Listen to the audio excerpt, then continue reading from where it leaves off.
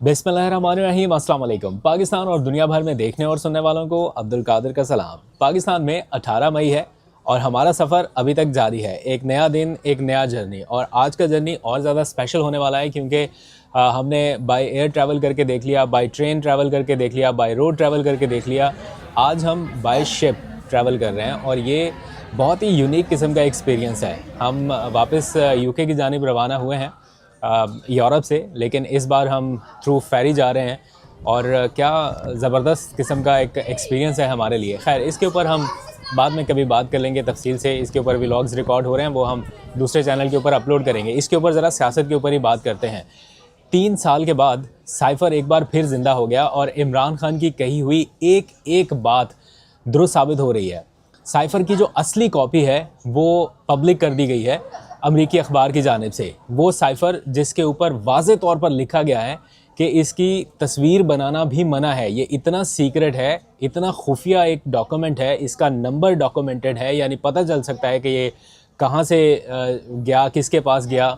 वो डॉक्यूमेंट जो है वो अब पब्लिक कर दिया गया। 3 सालों में पहली बार आवाम के सामने ये एक सीक्रेट, जैसे आप कह लीजिए केबल या फिर साइफ़र, जो भी आप नाम कह सकते हैं, वो मंजर आम पे आ गया। मुझे वो सारी मेमोरी रिकॉल हो रही है 7 मार्च से लेके 22 अप्रैल तक। एक एक मोमेंट मुझे याद आ रहा है कि अदम एतमाद आने से चंद घंटे पहले प्राइम मिनिस्टर ऑफिस में जब हमारी इमरान खान से मुलाकात हो रही थी, वो प्राइम मिनिस्टर ही थे अभी, तो उन्होंने इस खदशे का इजहार कर दिया था। अभी अदम एतमाद की तहरीक आई नहीं थी, हम जर्नलिस्ट बैठे हुए हैं, बहुत सारे और भी जर्नलिस्ट थे। वज़ीर आज़म हाउस में एक मीटिंग हो रही है और वो बता रहे हैं कि जनाब उनके ख़िलाफ़ एक साजिश हो रही है और साजिश बैरून मुल्क से हो रही है और उनकी हुकूमत गिराने के हवाले से हो रही है। तब तक वो साइफ़र पढ़ चुके थे, उनके पास, उनके इल्म में ये बात आ चुकी थी कि साइफ़र में ये बात लिखी गई है कि अगर अदम एतमाद की तहरीक कामयाब होती है तो सब कुछ माफ़ कर दिया जाएगा। और साथ में लिखा गया था कि अगर ऐसा नहीं होता, ये वाली बात हमें नहीं पता थी, ये आज साइफ़र में मैंने जो लीक डॉक्यूमेंट है उसमें पढ़ी है, तो आगे लिखा गया है कि अगर ऐसा नहीं होता तो फिर अमेरिका और यूरोप ये आइसोलेट कर देगा इमरान खान को बतौर प्राइम मिनिस्टर। या पाकिस्तान के हवाले से ज़ाहिर बात हो रही होगी कि यूरोप और अमेरिका मिल के आइसोलेट कर देंगे, और अगर अदम एतमाद की तहरीक कामयाब होगी तो फिर सब ठीक है, फिर सब माफ़ कर दिया जाएगा। इमरान खान ने हर वो दरवाज़ा खटखटाया उस वक्त जो वो खटखटा सकते थे। अवाम के पास जाने से पहले, वो साइफ़र लहराने से पहले, जब वो कह रहे थे कि मेरे पास साइफ़र है, वो गलत नहीं कह रहे थे, उनके हाथ में वो था जो आज हमारे सामने आ रही है एक एक चीज़। उससे पहले उन्होंने कौन कौन से दरवाजे खटखटाए, आपके पास सारी डिटेल है, मैं बहुत ज़्यादा तफसील में नहीं जाता। उन्होंने चीफ़ जस्टिस ऑफ पाकिस्तान को लिखा कि ये साजिश हो रही है, आप इसे रोक सकते हैं, इसका नोटिस लीजिए, इसकी इंक्वायरी कराइए। इसके बाद उन्होंने कौमी सलामती कमेटी का इजलास बुलाया। उस कौमी सलामती कमेटी के इजलास में वो साइफ़र रखा जिसमें कहा गया था कि साजिश नहीं हुई, मुदाखलत हुई, और फिर वो उसके ऊपर डिमार्च वगैरह करने का फ़ैसला किया गया। सिर्फ यही नहीं, इमरान खान ने इसको पार्लियामान में ले जाने का फ़ैसला किया कि पार्लियामेंट में on the floor in camera session बुला के तमाम अपोजिशन जमातों को दिखाया जाए कि आप जो अदम एतमाद की तहरीक ला रहे हैं उसके पीछे कहीं ये तो नहीं, आप जाने अनजाने में इसका हिस्सा तो नहीं बन रहे इस साजिश का, क्योंकि कुछ लोग तो उसमें इन्वॉल्व हो सकते हैं, सारे तो नहीं हो सकते। तो अगर सबको बताया जाए कि ये एक साजिश हो रही है तो शायद हो सकता है कुछ लोग बैक ऑफ कर जाएं या उनकी आंखें खुलें, वो समझे कि नहीं, हमें इसका हिस्सा नहीं बनना चाहिए। लेकिन अपोजिशन ने उसका बायकॉट कर दिया और कोई भी अपोजिशन रहनुमा उस इजलास में नहीं गया जहां पर इस बारे में ब्रीफिंग दी जानी थी।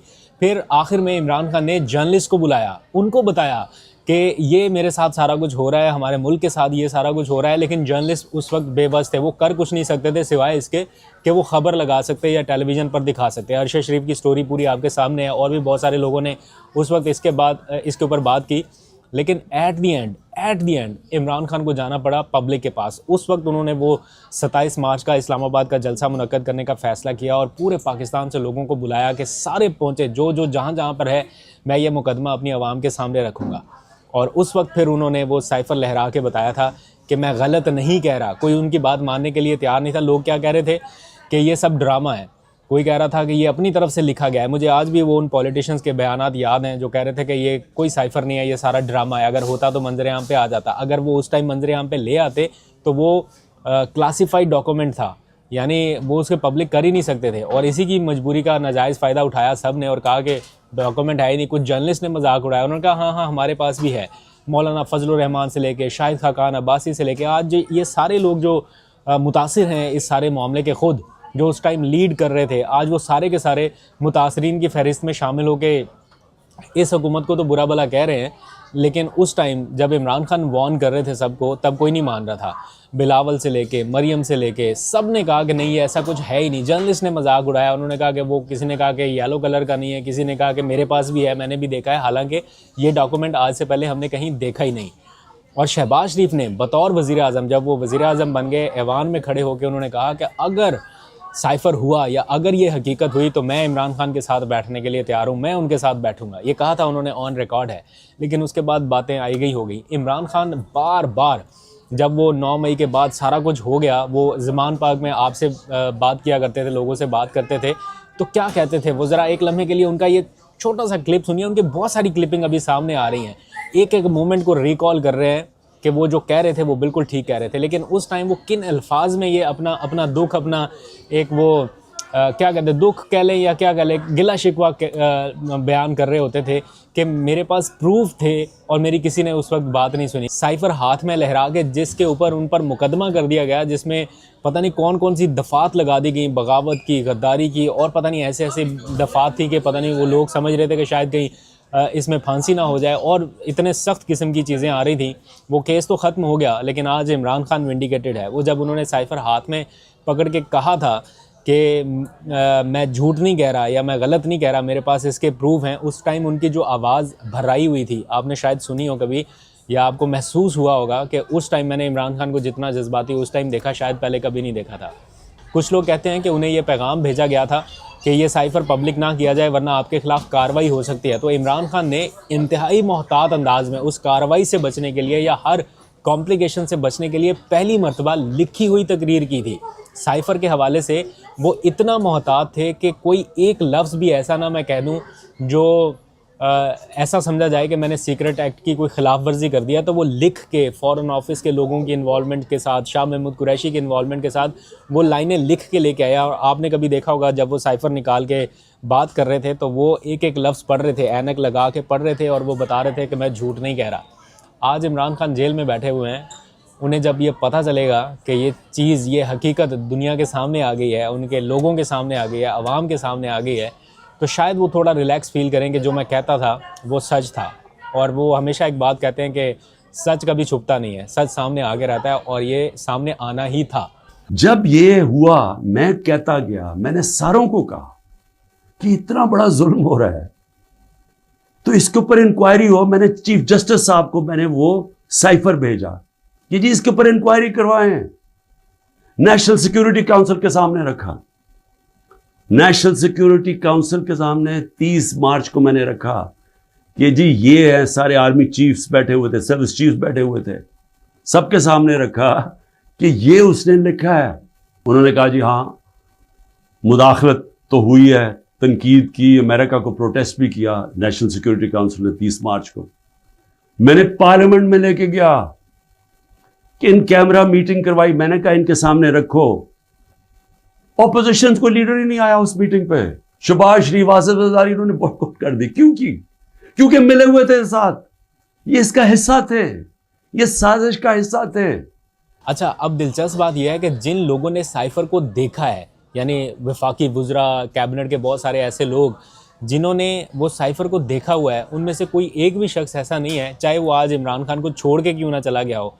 गए हैं ना बहुत सारे लोग, वो आज आके कह दें, अगर ये झूठा है तो आके कहें कि ये तो साइफ़र है ही नहीं, हमने देखा हुआ है, ये तो गलत है, ये तो झूठ है। कैबिनेट में बहुत सारे लोग ऐसे हैं ना जिनके पास ये, जिन्होंने ये अपनी आंखों से पढ़ा होगा, क्योंकि कैबिनेट के लोगों तक तो एक्सेस थी, वो पढ़ सकते थे। लेकिन अब कोई इस टाइम ऐसी शख्सियत नहीं है जो आके कह सके कि ये गलत है। बल्कि असद उमर का मैंने ट्वीट देखा, वो उन्होंने जो ट्वीट लिखा उससे ये बड़ा क्लियरली पता चलता है कि वो इंडोर्स कर रहे हैं कि एग्जैक्टली यही वो साइफ़र था जो उन्होंने भी पढ़ा है।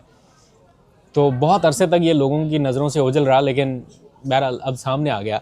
तो इसके ऊपर एकदम से हलचल मची हुई है पाकिस्तान की सियासत में। मुझे नहीं पता कि मीडिया इसको डिस्कस करेगा, नेशनल मीडिया को परमिशन होगी डिस्कस करने की, वो इस पर बात कर सकेगा, टॉक शो हो सकेंगे या नहीं। लेकिन इस टाइम मेरा नहीं ख्याल कि इससे बड़ी कोई ख़बर है पाकिस्तान में शायद कहीं हल्की फुल्की डिस्कशन हो, लेकिन इसके ऊपर शोज़ होना, ख़बरें, ब्रेकिंग न्यूज़, ये थोड़ा सा मुश्किल लगता है, वरना आम हालात में तो अब तक ट्रांसमिशन शुरू हो जाती।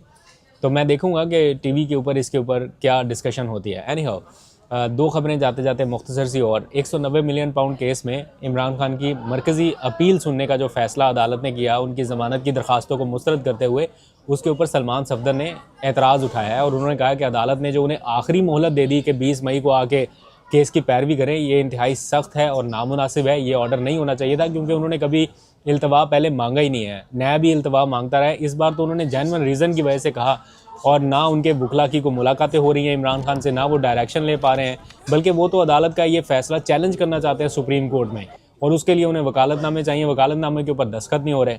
तो क्या अदालत इस्लामाबाद हाई कोर्ट इस केस को सुन के फारिग कर देगी, उनके खिलाफ सज़ा दे देगी और भेज देगी आईनी अदालत, और आईनी अदालत स्टैंप लगा देगी? तब तक उनके पास मौका ही नहीं बचेगा कि वो वकालतनामे के ऊपर दस्तखत करा के सुप्रीम कोर्ट से रजू कर सके। क्या ऐसी सिचुएशन होगी?